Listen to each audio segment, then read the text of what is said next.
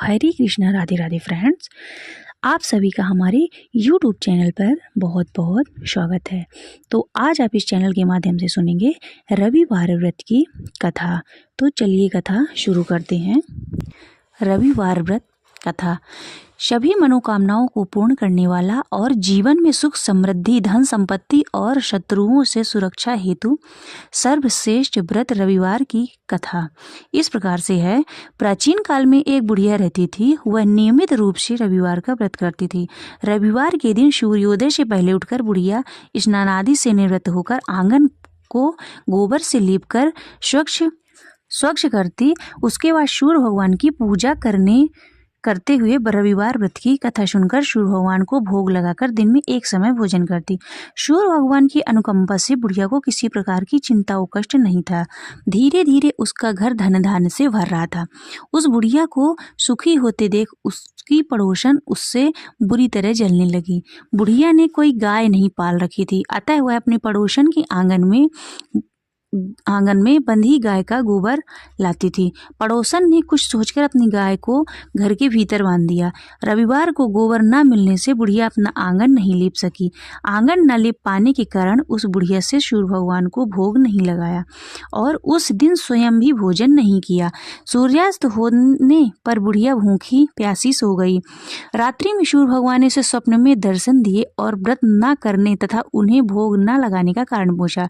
बुढ़िया ने बहुत ही करुण स्वर में पड़ोसन के द्वारा घर के अंदर गाय बांधने और गोबर न मिल पाने की बात कही। सूर्य भगवान ने अपनी अनन्य भक्त बुढ़िया की परेशानी का कारण जानकर उसके सब दुख दूर करते हुए कहा कि हे माता, तुम प्रत्येक रविवार को मेरी पूजा और व्रत करती हो।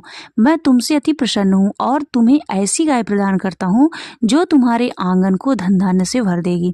तुम्हारी सभी मनोकामनाएं पूर्ण होगी। रविवार का व्रत करने वालों की भी मैं सभी इच्छाएं पूरी करता हूँ। मेरा व्रत करने व कथा सुनने से बांझ स्त्रियों को पुत्र की प्राप्ति होती है। स्वप्न में उस बुढ़िया को ऐसा वरदान देकर सूर्य भगवान अंतर ध्यान हो गए। प्रातःकाल सूर्योदय से पूर्व उस बुढ़िया की आंख खुली तो वह अपने घर के आंगन में सुंदर गाय और बछड़े को देखकर हैरान हो गई। गाय को आंगन में बांधकर उससे जल्दी से उसे चारा लाकर खिलाया। पड़ोसन ने उस बुढ़िया के आंगन में बंधी सुंदर गाय और बछड़े को देखा तो उससे और अधिक जलने लगी। तभी गाय ने सोने का गोबर किया।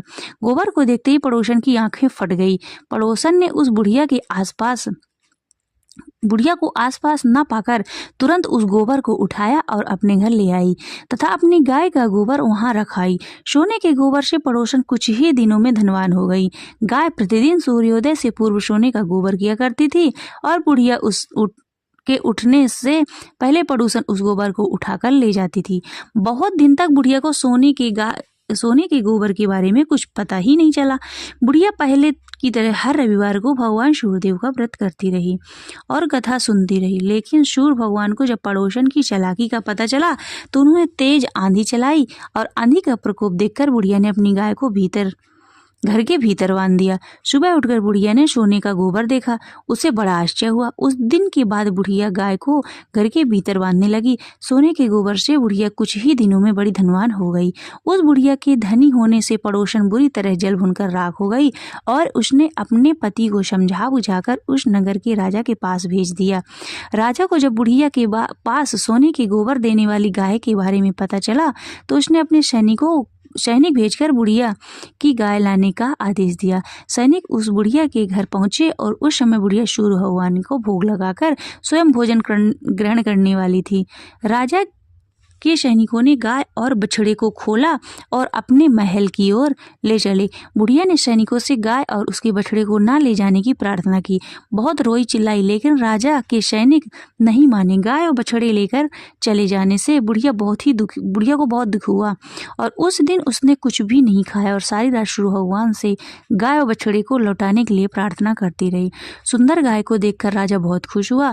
सुबह जब राजा ने सोने का गोबर देखा तो उसके आश्चर्य का ठिकाना न रहा। उधर सूर्य भगवान को भूखी प्यासी बुढ़िया को इस तरह प्रार्थना करते देखकर उस पर बहुत करुणा आई।